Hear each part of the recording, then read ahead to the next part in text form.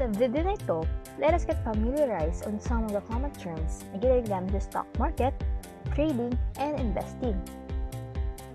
Ano nga ba ang uptrend, downtrend, sideways, bull market?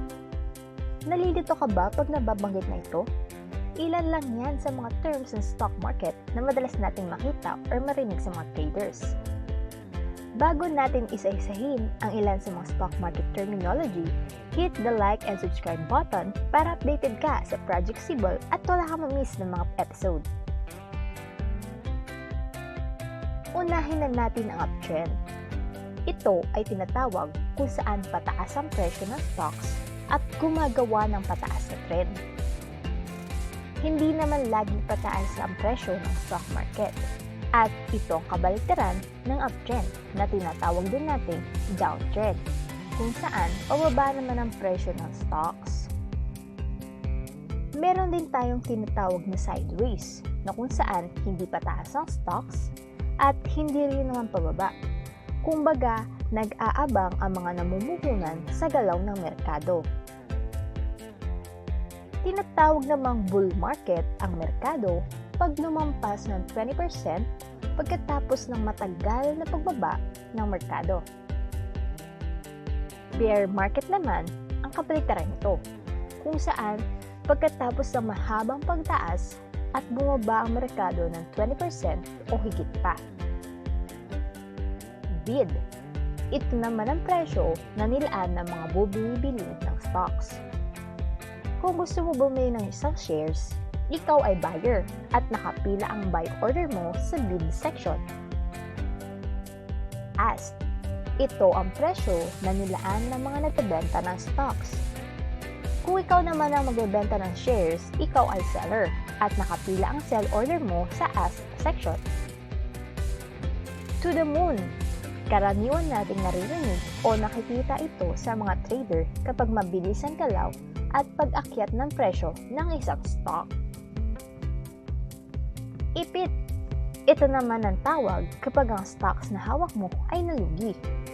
Maaaring nakabili ka sa pinakamataas na presyo, pero dahil marami rin nagbenta, nalugi ka at naipit ang hawak mong shares. Ceiling price. Ito ay ang maximum or 50% ng price na pwedeng abutin ng isang stock sa loob lang ng isang araw. Flooring price naman ang tawag sa minimum price na pwedeng abutin ng isang stock sa loob ng isang araw.